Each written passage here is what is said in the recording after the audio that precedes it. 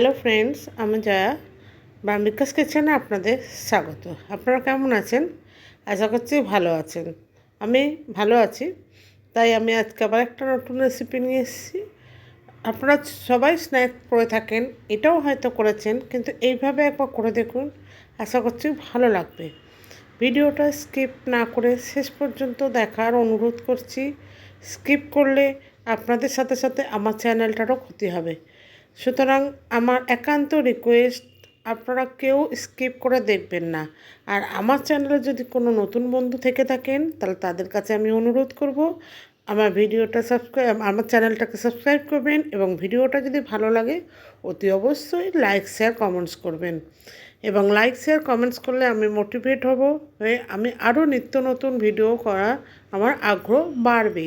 আর পুরনো বন্ধু যারা আছেন, এতদিন আমাকে যেভাবে সাপোর্ট করেছেন, আশা করছি সেভাবেই সাপোর্ট করবেন। নতুন পুরনো উভয় বন্ধুকে আমার আন্তরিক ভালোবাসা এবং শুভেচ্ছা। চলুন তাহলে রেসিপিটা বানানো যাক। আমি এখানে এই রেসিপিটা বানানোর জন্য ফুলকপিটা ঠিক এইভাবে একটা একটা করে ফুল আমি কেটে নিয়েছি। দেখুন, এবারে আমি ওভেনটাকে অন করে আমি এবারে ফুলকপিটাকে একটু ভাপিয়ে নিচ্ছি, কারণ ফুলকপিটা এমনি গ্যাস হয়, তো ভাপিয়ে নিলে আর গ্যাসটা হবে না। ফুলকপিটা সেদ্ধ করা হয়ে গেছে। এবার আমি একটা বাউল নিয়ে নিয়েছি। বাউলের মধ্যে আমি 1.5 কাপের মতো আমি বেসন নিয়েছি।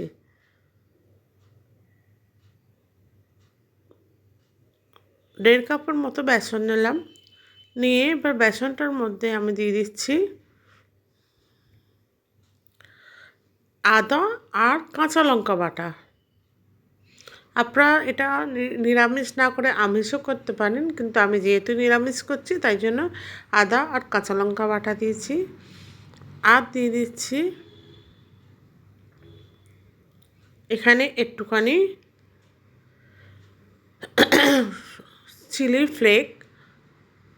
আমি এটা সামান্য দিয়েছি, কারণ বাচ্চারাও এটা যাতে খেতে পারে সেই জন্যে। তো আমার ঘরে বাচ্চা আছে, তাই জন্য আমি এটা সামান্যই দিয়েছি।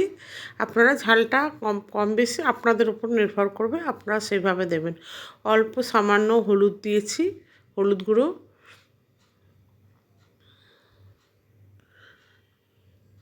আর দিয়ে দিচ্ছি স্বাদ মতো লবণ। লবণটাও ঠিক আপনারা আপনাদের মতো বাড়িয়ে কমিয়ে নেবেন।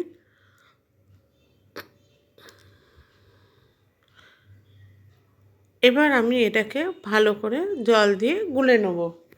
এছাড়া আমি এখানে আরেকটা মশলা দেবো, সেটা আমি লাস্টের দিকে দিচ্ছি। আমি আবারও বলছি, প্লিজ আপনারা কেউ স্কিপ করে দেখবেন না। স্কিপ করে দেখলে ভীষণভাবে ক্ষতি হয় চ্যানেলের। সুতরাং আমি অ্যাটলিস্ট 3 মিনিট থেকে 4 মিনিট ভিডিওটা দেখার অনুরোধ করছি। এবার আমি বেসনটাকে ভালোভাবে গুলে নিই, কেন আপনারা যদি পাশে না থাকেন আমার এই পথ চলা ভীষণভাবে অসম্ভব। সুতরাং আশা করব আপনারা আমাকে এটা হেল্প করবেন। এবার আমি এখানে একটুখানি চাট মশলা দিলাম। দিতে এটা আরেকটু ফ্লেভারও হবে, এবং এটা খেতেও ভালো লাগবে। এবার আমি ওভেনে একটা কড়াই বসিয়ে দিচ্ছি। কড়াইতে আমি সাদা তেল দিয়ে দিচ্ছি। পরিমাণ মতো তেলটা আপনারা আপনাদের মতো দিয়ে নেবেন। এবার আমি একটা একটা কপি ফুল নিয়ে সেটা বেসনের মধ্যে ডিপ করে আমি তেলের মধ্যে দিয়ে দিলাম। তেলটা আমার আগেই গরম হয়ে গেছিলো, তাই আমি এবার তেলের মধ্যে এটাকে দিয়ে দিচ্ছি।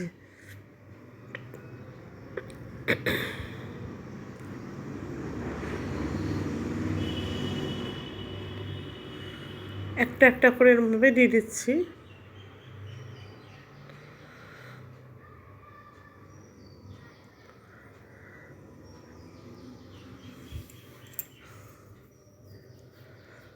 এবার আমি আস্তে করে উল্টে দিচ্ছি,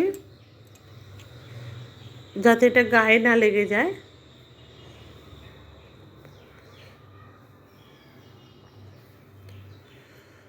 উল্টানো হয়ে গেছে। এবার যেহেতু পাশে একটুখানি জায়গা আছে, তা আমি এখানে আর একটা দিয়ে দিচ্ছি।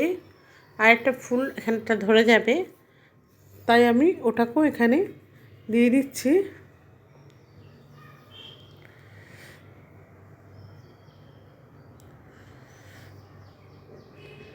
দিয়ে এবার আমি ভালো করে এটাকে 4 থেকে 5 মিনিট ভেজে নেব। কেন এটা এমনি কপিটা ভিতরে বয়েল করাও ছিল, আর একটু 4 থেকে 5 মিনিট ভেজে নিলে আরও ভালো মতো বয়েল হয়ে যাবে। আমার 4-5 মিনিট হয়ে গেছে ভাজা। এবার আমি এটাকে আস্তে আস্তে তুলে নিচ্ছি।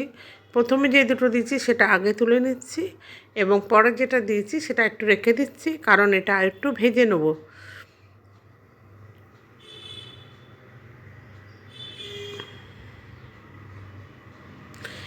এই কপির পকোড়া ভীষণ ভীষণ ভালো লাগে। ভালো লাগলে মানে চায়ের সাথে ভালো লাগে। আপনারা বিকেলবেলা বানিয়ে খাবেন। আশা করছি ভিডিওটাও ভালো লেগেছে। ভালো লাগলে লাইক শেয়ার কমেন্টস করবেন। ধন্যবাদ।